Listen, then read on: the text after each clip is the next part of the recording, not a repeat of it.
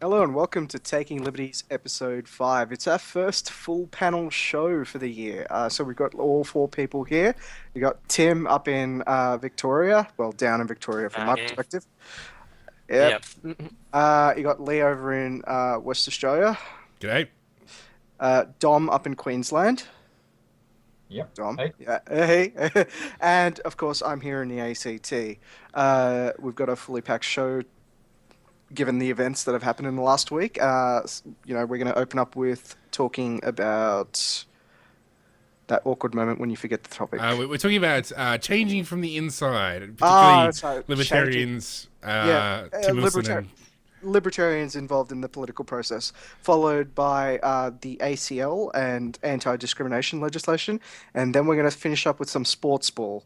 Yeah. Because we all know about how much I love sports ball and how much I can talk about sports ball. So, getting right into the thrust of things, is it Gladstone or what's the No, name of that? Goldstein? Goldstein. Goldstein. Yeah. It's Yeah. So takes Goldstein. in the affluent beachside suburbs of Melbourne.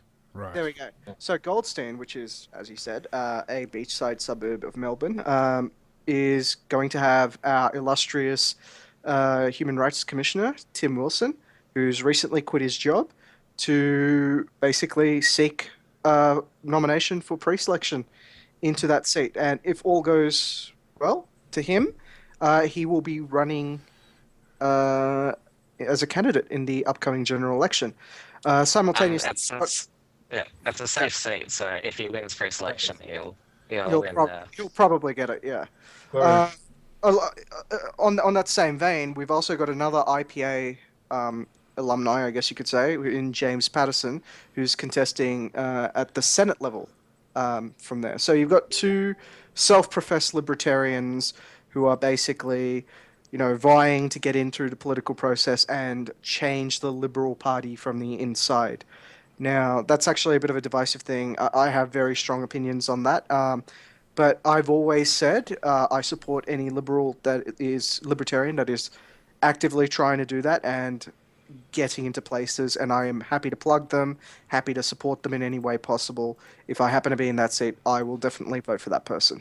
I'm not in this case, but still, I've always said it, so count this as me saying, going along with what I said I would do. But changing the system from the inside. For me, you know what? I'll let someone else get in, but I have very strong opinions on this topic. Well, I honestly think that it's gotten to the point where we're not going to have it in any reasonable time. All we can do is stop things getting shitter. So the thing that, the skepticism I have of changing from the inside is that before you get to the inside, you've got to do all the sucking up, all of the biting your tongue and saying all the right things, of making sure you talk to the right people. It's just you seem to spend most of your time just doing machine politics, and by the time you get to the top, you're almost constrained about all those people who got you there. But that's actually not the most compelling counter argument to it, though, for me, because you're going to be doing that even in the LDP, right? You're going to be doing that in any party political structure. In fact, in any sort of group, you're going to be ending up doing that. You're going to any group structure which has a hierarchy, any group structure which has any form of delegation requires necessarily people to, But at least in compromise. the LDP, you're among other libertarians. I mean, in the Liberal Party, you've got yes. Yeah, Yeah. mean, it's libertarians are tiny in the mainstream Liberal Party. Okay. And this is and thank you for saying that, because that actually leads to some of my chief complaints about this. So the actual libertarians who argue, changing the system from the inside, are actually arguing for a type of authoritarianism. And it's going to seem like I've just insulted all these libertarians who have very great intentions about making the Liberal Party this great libertarian institution. And let me tell you why they're hoping for basically a way of spreading libertarianism via authoritarianism. The entire argument you just raised there, the entire thing where they've got to kiss ass and they've got to go up there, they've got to vote with the party line and all of that, those are examples of an authoritarian power structure, right? To move in this power structure, you have to kiss the right people's asses. You have to vote in a certain way. You have to play along factional lines. And this is how, largely, if you play ball with that, you're hoping that you'll get up there and that you'll take over that authoritarian institution, and then you'll be calling the shots and you'll be forcing people to vote in a way that they don't necessarily want to vote, but sit in line with your libertarian mantra. And to me, it seems like something that system that exists would actively try and stop if you're such a small contingent of their actual total base. So, and we've seen this. There have been strong libertarian candidates, I'm not going to name names, but who've been disendorsed because they go well, you're a little bit, you're a little bit too libertarian for us. Yeah, and it's happened before. Like John Humphreys. Like I said, I wasn't going to say any names, Oh. but I digress.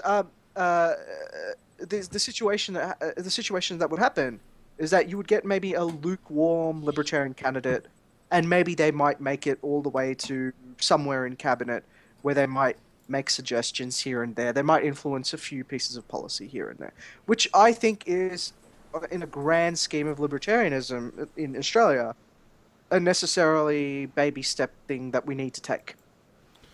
So, Look, I'd say the problem is getting from there. Would they not be better off doing other work than being stuck in the Senate / Parliament all the time, just having to read through all the bills, being on those committees where they will only have the chance to affect things maybe once a year, basically, like with Lanhelm and the few things he's been able to change. There's very few times where that's been going on, I suppose. Yeah, you're absolutely right, and which is why I said, Tim was far more useful to libertarianism in general in the Human Rights Council. But, if he wants to get in there and change it from a political aspect, I'm totally fine with that as well. The advocacy, Australians have a tendency to undervalue advocacy and overvalue politics. It's a strange manifestation in this country. Sorry, it's a strange manifestation amongst any countries. I mean, advocates are generally, I don't want to say adored, but, respected in most places. They're not so much respected here. Sorry, I just wanted to let Lee get something out. Oh, sure. I mean, so there's a few aspects to a bunch of things that you guys have said. Firstly, about the pre-selection thing, my experience in the Liberal parties has been that I am surprised by how little policy the regular Liberal Party member actually understands. So my first year of being a member, we had motions going up to the food chain to go to state council, and I put forward a thing essentially calling for the Tony Abbott's climate change policies, so the direct action, that's it. People didn't know what I was talking about. This is literally the year after, Tony Abbott became Prime Minister, climate change was an issue, and people in my branch did not understand the phrase direct action and what it referred to. And I think there's a whole range, it's all sorts of stuff. So, when you face the pre-selectors, I think a lot of what it is, and I think a lot of just politics in general, not just for Liberals, but for Labor, for Greens, even for Libertarians, it's about feelings, it's about what you're against. So I think a lot of people in the Liberal Party are in the Liberal Party because they don't like Labor, and they don't like the Greens, and they don't like the Nationals. Therefore, they are Liberals. So it's quite possible to get pre-selected purely because you fit the vibe that they want. Now, it's an inner city seat. Tim Wilson is a, handsome, charming, gay man who I think, in those sorts of seats will probably do pretty well.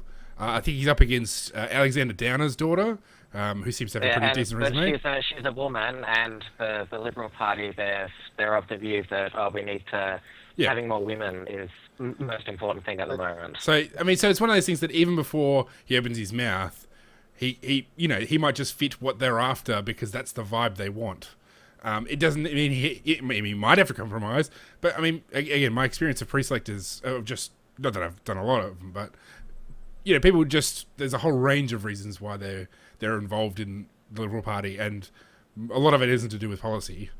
As for change on the inside, it depends what your goals are, and it depends who your target audience is. So, if you're seeking to have massive revolutionary change, it's not going to happen. And that's good. That's a good thing. We don't want that in any political system. Like, incremental change is actually a lot safer in terms of politics, because then you can't get some crazy person who goes and takes over you don't get Hitler, you don't get Stalin, you don't get that sort of thing. Like, revolutions are bad generally. Most revolutions have not ended out well. So incremental change is a good thing. It's safe. We prefer faster change, but it is what happens. And if your target audience is actually Liberal MPs, well, then being in the parliamentary party room and being at those meetings where they talk about voting on bills, well, that's actually a good place to be. So that's the one thing the advocates can't really do. I mean, they can go to inquiries and hearings and stuff, but when they actually sit in a room with a bunch of other people and say, are we going to vote for this thing or not? Well, then being a member of parliament is actually really important. And, the Liberal Party's actually, I mean, it's not perfect, but compared to Labour, I think there's a lot more debate and discussion, a lot more flexibility in terms of what you can and can't vote for. So, I'd say that I'd actually say they're about the same, particularly after the Abbott reign.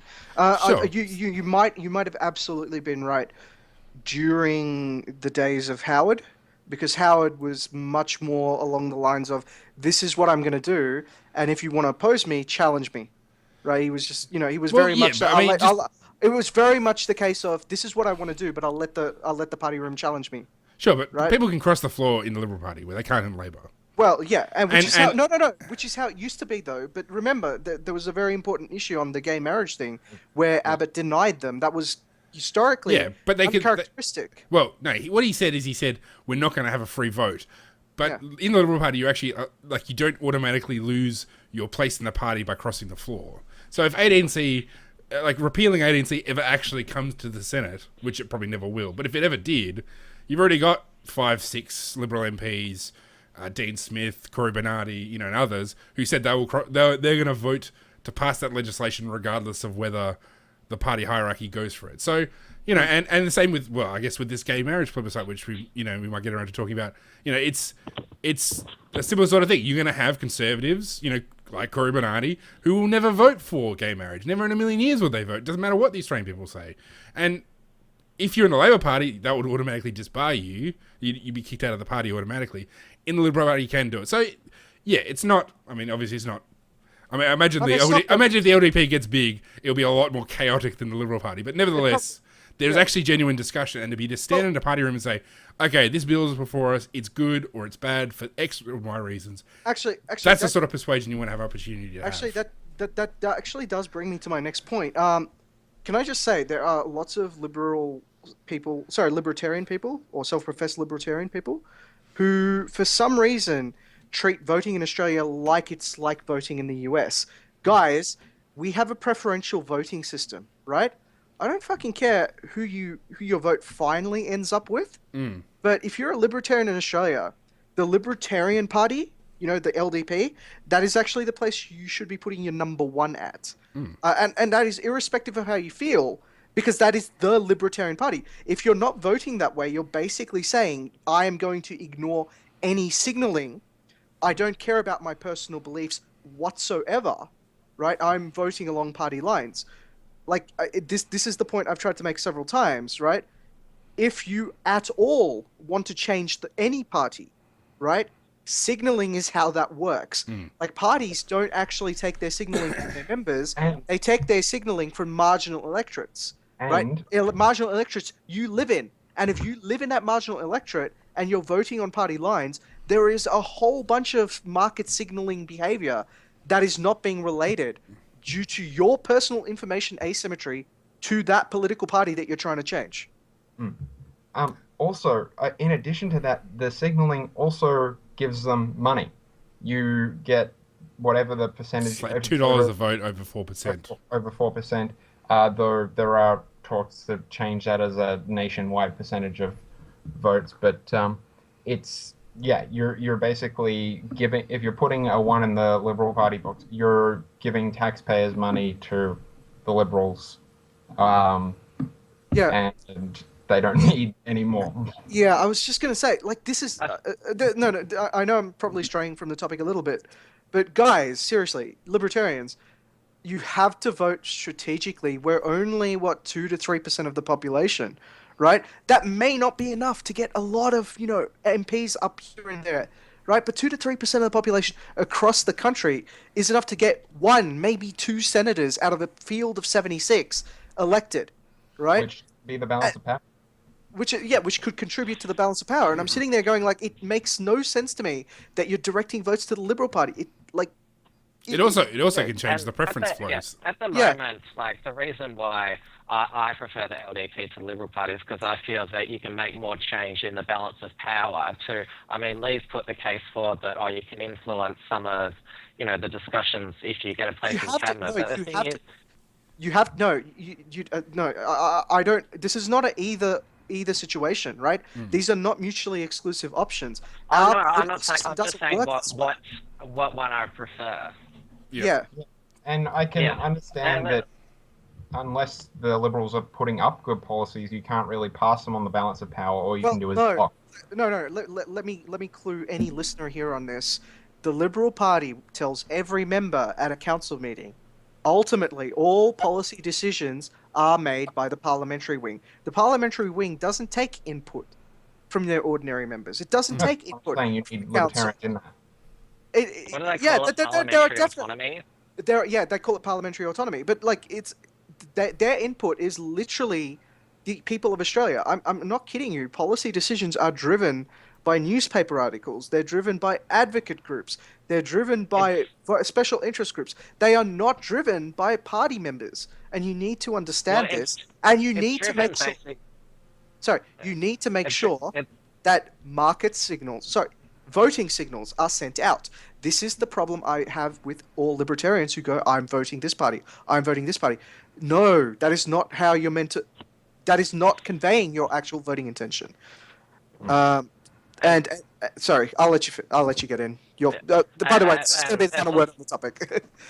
And it's also worth adding that politicians in the major party, the most important thing for them is getting re-elected. So if they have a choice to go in a radical direction or get re-elected, they'll probably choose getting re-elected because they might have a chance to do something further down the road. Sure. So next topic. So moving on from that, I suppose we should talk about the ACL's latest. Well, it's not really a stunt. I mean, they've got some legitimate grievances here. That's a good point. And they kind of used the wrong act, but they were saying that they wanted exemptions from anti-discrimination legislation, which is understandable because of the church bulletin that got censored.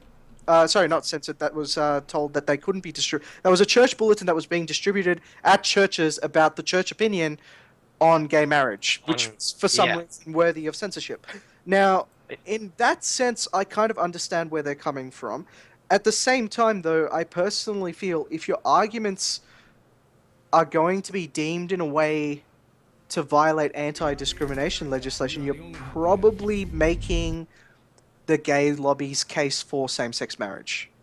Not really. I mean, because I read, this was a while back, Rodney Croom's response to, he was supportive of that case against the leaflet, and his basic reasoning was that if the leaflet is found to hurt gay people's feelings, then it should be banned. So their basic reasoning is that anti-discrimination laws are needed because people's feelings get hurt. Well, gay marriage hurts religious people's feelings. Yeah, I was just like, I would have just flipped it around on that. Thanks, Dom, for bringing it in. That's a bad argument, but that's not how the legal actual world works on this. I mean, yes, it is anti-discrimination legislation is put into place for the purpose of, basically giving people a way of taking their hurt feelings to a court. But that's like even it's a form of it's a form of stigma in the fact that we as a government we believe in these values. That's what it is basically. Yeah, you're right. It's a type of collective virtue signaling. And I mean, the reality is, the place where you take these complaints are not necessarily impartial. So you think about a lot of these sort of human rights bodies that handle some of these complaints. They're stacked with lefties. It's not, that, and they have known, they're not going to be impartial. So it's, there is kind of, it's.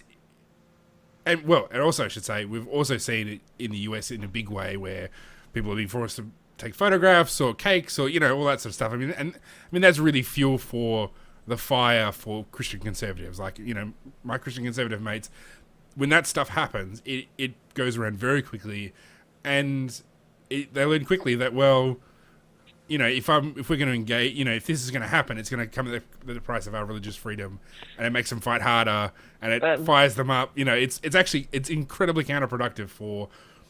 I'm not sure if I've mentioned this before, but the whole gay marriage debate, it's basically turned into a culture war. Yeah. I've probably mentioned this before, between the Christians wanting their views imposed through government versus the gay activists having their views imposed by government. So it's basically, this whole thing has boiled down to a massive power struggle. It's always been that way. It's like for as long as the gay marriage debate. Nobody's learning to just leave each other alone. It's always, we've got to punish the other people.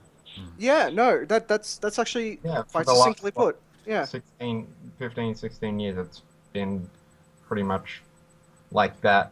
But at least on the other side, it's on the Christian side, it's relented from put all the gays in fences where you had even, I think it was Obama's old pastor saying. Yes. Yeah. And now you have basically the only one saying that sort of stuff at the Westboro Baptist Church. Everyone else is just like, well, I don't believe in it, and I shouldn't have to be involved in it. Yeah, which I think shows that there is a religious sort of reformation outside of Islamic scholarship. That's a whole other category that we should leave to touch some other time. But the religious movement seems to be shifting to the point where they just want to be, hey, you can have your gay marriage, just leave us out of it. And the thing is, it's only because they know they can't get what they want. Yeah. So it's they would have it illegal if they could. Yeah, that's it. So it's more a case of, well, they know the chips are stacked against them. They're not going to win over other people, so we want to be left alone. Which is, precisely the reverse of things. In times gone by, when the homosexual community was being persecuted, wrongly persecuted. Yeah. They wanted to be left alone. Now that there's the opportunity, it didn't happen. But now they've got political power. Or the left, and it's turning out to be a bit different. So it's one of those things that ultimately it comes from the human heart, as in people are greedy and vain and jealous, and they want what they want, and they want other people to suffer because of, for whatever reason. And previously it was the Christians doing horrible things. Right now, it's the left, I guess, the progressive left trying to do the same thing. It hasn't quite got to the stage where they're actually sending people to prison for criminal charges. It's probably not out of the realm of possibility that might eventually happen. Yeah. It's just the way the world works. But let's be perfectly honest here, right? Like, in this particular case, it's a federal election, right? This is a state law that's particularly problematic. It's the state law that was passed in Tasmania. I have severe doubts whether it's possible for a state to suppress arguments pertaining to basically a national debate. Yeah, like something that is literally a national, like a plebiscite that is occurring on a national level. I don't think they can actually chase anyone for that. And if they did, I would love to see implied freedom of communication. Yeah, thing on that. Yeah, and because the High Court has plenty of precedents. I mean, what is the last one was what, News Limited versus the federal government of Australia or something like that. The Australian government lost that one big time. I'm just sitting there going like, I don't think any state could. It's just like, what It remote doesn't mean opportunity would because they have?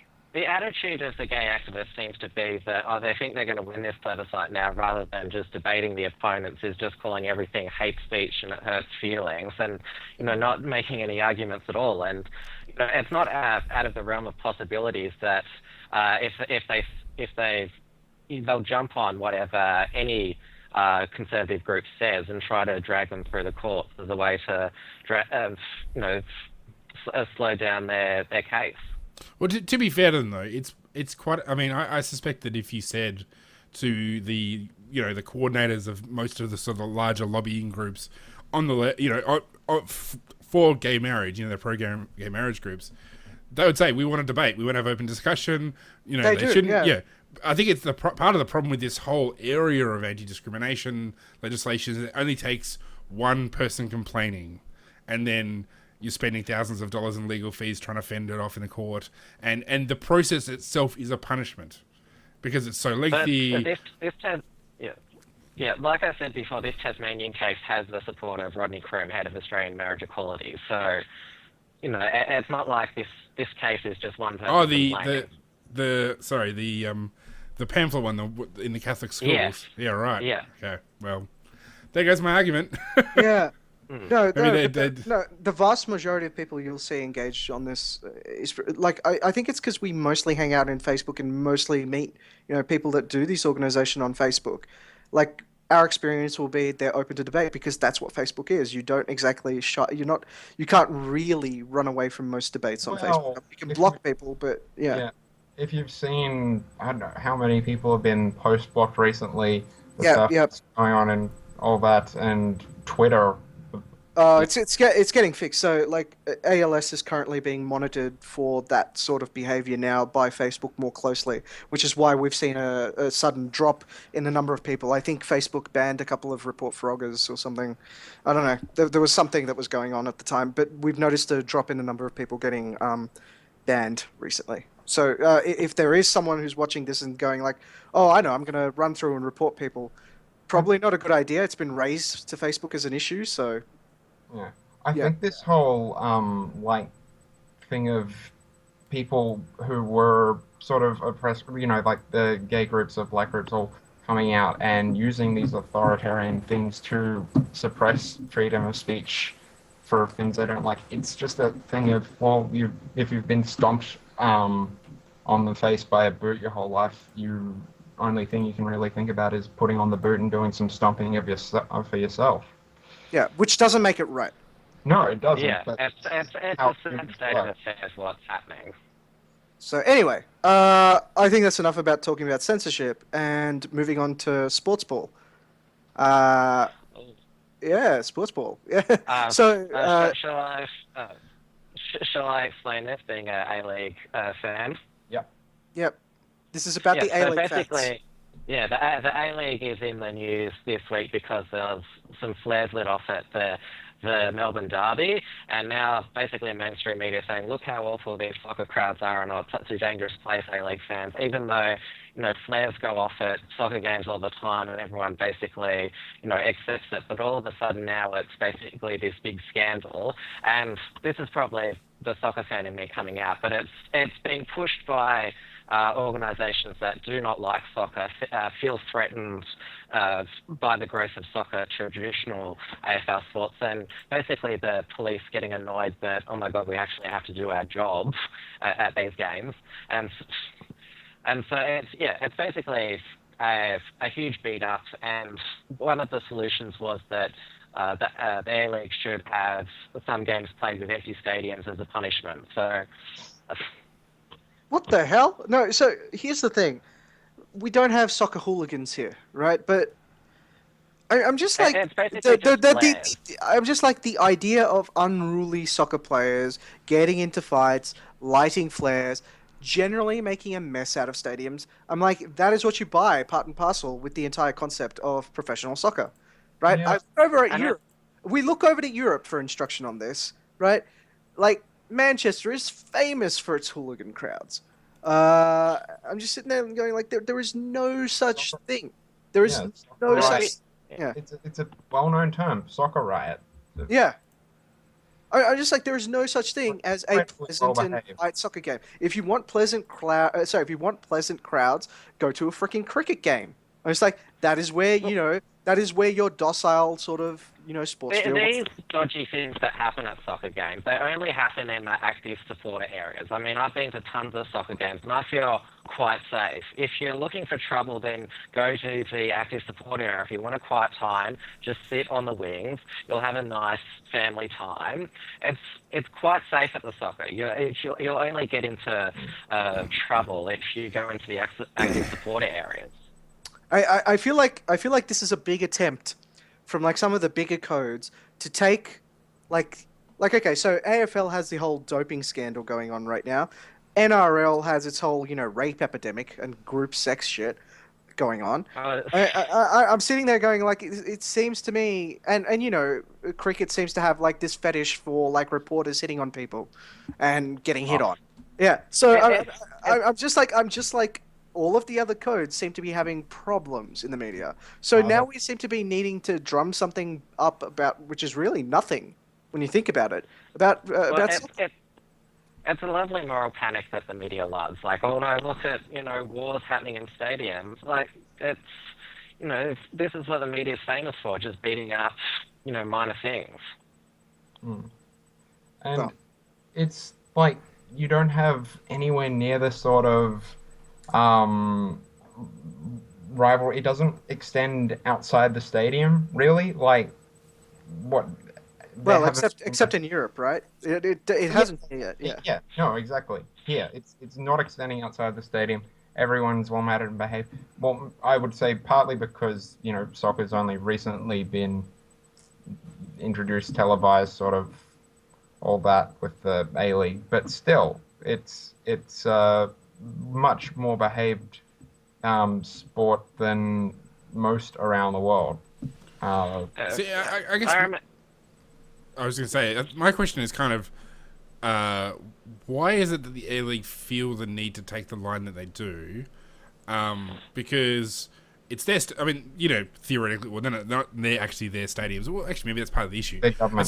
The government stadiums, the police, essentially they're forced by... The police are paid by the FFA or whatever thing for their time there. So they are actually. Sorry, can I just finish the point? I was mentioning that David Gallup, the CEO of FFA, came from rugby league, and so basically he's coming to this new sport and has no idea of what the culture of soccer is.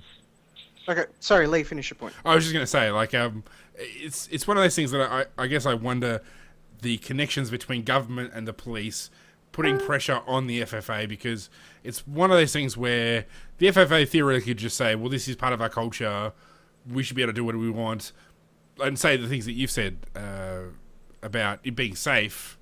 But I wonder if there would be negative consequences for them coming from the government, coming from the police, if they took that line, be it facing higher costs for policing, because a lot, like often with big events, from what I understand, there's often legislative, requirements of you need to have X amount of police at a big event. Like in the end, the FFA has to be able to work with the government. If they can't work with the government, it's going to be very hard for them to go about their business.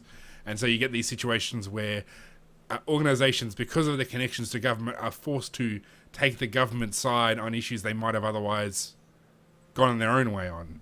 I was just going to say, someone can finish off, but that's going to be the last comment on this, okay? Anyone? Tim, final word? Just that, you have other government-supported sports which have far more of a popular backing, so they're going to also be trying to get more market share by capitalizing in on each of these issues. So they're all facing off against each other, and any sort of scandal gets blown out of proportion or covered up when the media is on the side of that sport. Okay. Well, with that, I'm going to call this episode to an end because we've gone hideously over time because I forgot to take a look at my watch. But that just means a longer episode for everyone, right? Okay, so that's episode 5. We will be releasing an after show as well because we have another topic but we knew it was going to take up a long time because Dom and I have a lot of feels about it, and so does Tim. So that'll be another video that'll be uploaded separately. But this is the end of episode 5. So we'll catch you next week. Bye. See ya. Bye.